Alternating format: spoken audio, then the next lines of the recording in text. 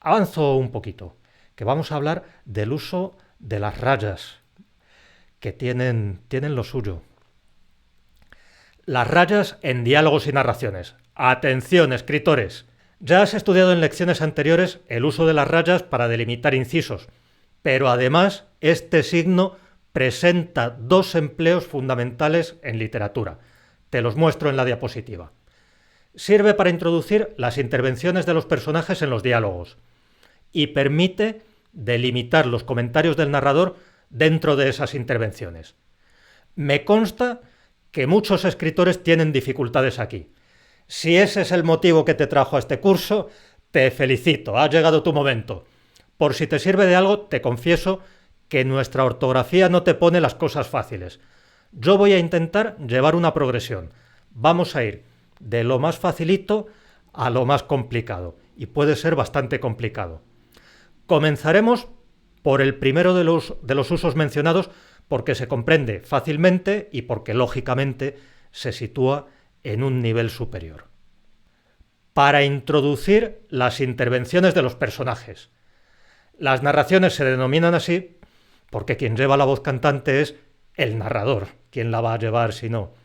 En novelas, cuentos y otras formas narrativas vas a encontrar una voz que te cuenta los hechos mientras te lleva de la mano por la historia. Sin embargo, de vez en cuando esa voz decide pasar a segundo plano para permitir que los personajes se expresen por sí mismos.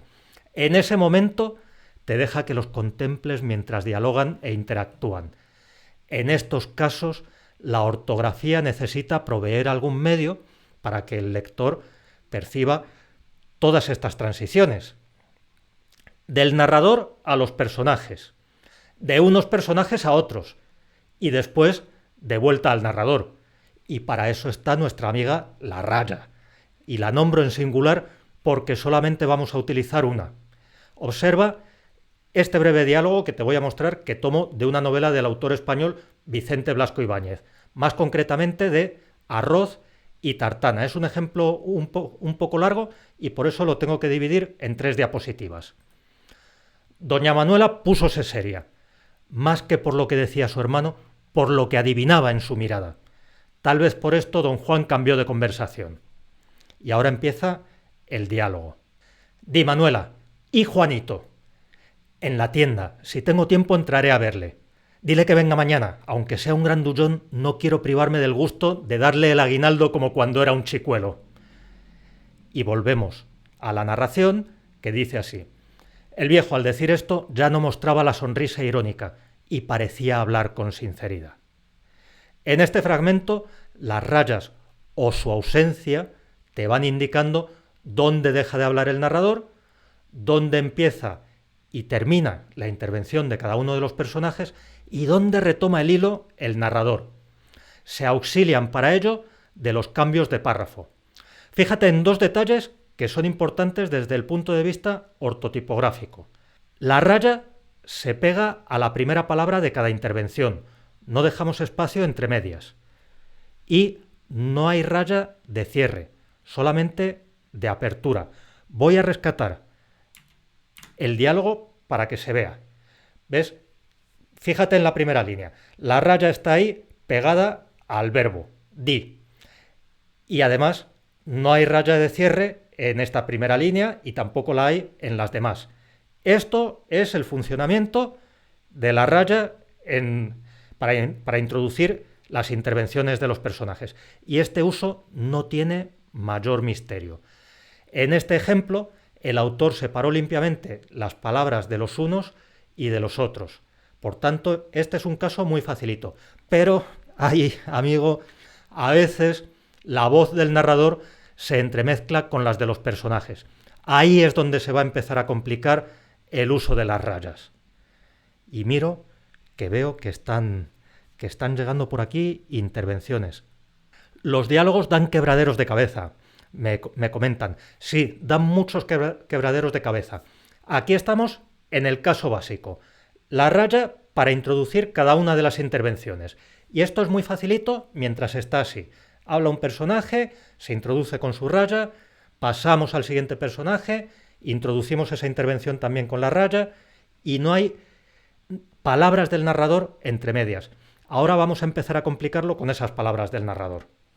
Para delimitar los comentarios del narrador dentro de los diálogos. Este segundo uso de las rayas resulta más complicado. En ocasiones el narrador comenta las palabras que están pronunciando los personajes. También puede introducirse en medio de un diálogo para pintar los gestos de los personajes o para aportar información suplementaria sobre las circunstancias en que se está produciendo el diálogo.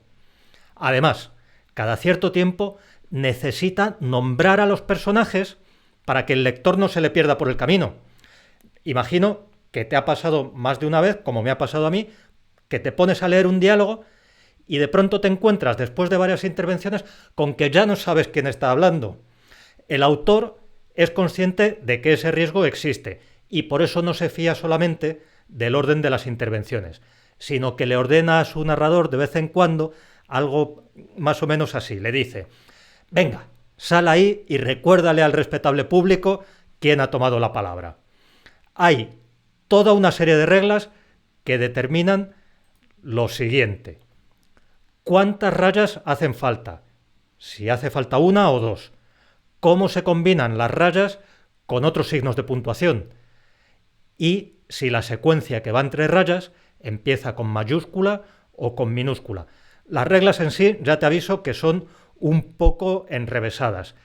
Te conviene recordar un detalle que te va a ayudar a entenderlas mejor. Van a desempeñar un papel crucial los verbos de lengua. En los siguientes subapartados vamos a ir aprendiendo todo esto a su debido ritmo. El narrador habla en medio de una frase del personaje. Voy a empezar por el caso más básico porque aquí puedes aprovechar lo que aprendiste sobre el uso de las rayas en los incisos. Mira este ejemplo, y mientras yo no te avise de lo contrario, todos los ejemplos de esta lección proceden de Arroz y tartana, de Vicente Blasco Ibáñez. Pero ahora, continuó en tono más dulce, ya que no puedo ser pianista, me dedico al canto. Mamá dice que hay que hacer algo para no estar en sociedad parada como una tonta. Aquí tienes 3 rayas. La primera es la que introduce la intervención. Esa no tiene mayor problema. Tiene que estar ahí al principio del todo para que se sepa que empieza a hablar un personaje. Y esta no nos preocupa en este momento. Vamos con las otras 2, que son las que marcan la voz del narrador. ¿No ves que se comportan exactamente igual que en los incisos? Están ahí abrazadas, abrazaditas, así, a las palabras del narrador. Y se separan con un espacio a ambos lados de la intervención del personaje. Así sabemos lo que es del uno y lo que corresponde al otro. Las palabras del narrador empiezan con minúscula porque no hay ningún signo de puntuación que autorice la mayúscula. ¿Ves? La primera palabra del narrador es continuó, pero no hay ningún signo de puntuación ahí que nos induzca, que nos permita escribir eso con mayúscula. Por tanto, se queda con su minúscula. Esto es lo más sencillo en cuanto a utilización de las rayas para introducir las intervenciones del narrador. Vamos a complicarlo. A no ser que haya aquí algo que me llegue por el chat, que voy a mirarlo, pues vamos a complicar esto un poco. Y se nos va a ir complicando en cada subapartado. El narrador habla al final del todo de la intervención. En el apartado anterior las palabras quedaban flotando en medio de la frase de un personaje. Vamos a ver ahora qué ocurre cuando se sitúan al final de la frase y al final de la intervención completa, como en este ejemplo.